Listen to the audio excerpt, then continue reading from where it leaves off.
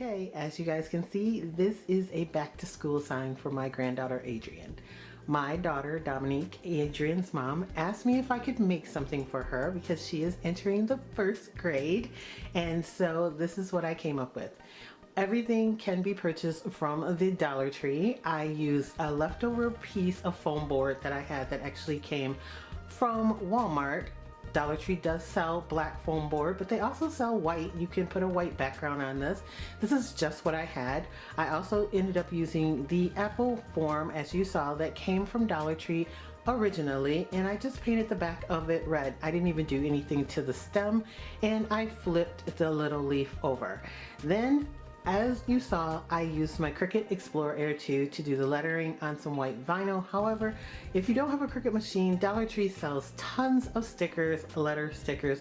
I'm sure you'll be able to find something to spell out your child's name, or you could go to Hobby Lobby, Michael's, Joann Fabrics, any of the places that have crafts and stickers, and get some to spell out their name. It was really cheap and easy to do this. All the extra stickers that say school days and have school things came from Hobby Lobby, and they are 50% off right now, I do believe, maybe 40%, but I know they are on sale, and it ended up costing me like a couple dollars for each pack. This was cute, it was easy, and I've seen them all over Instagram and Facebook, and I know Adrian is going to love this.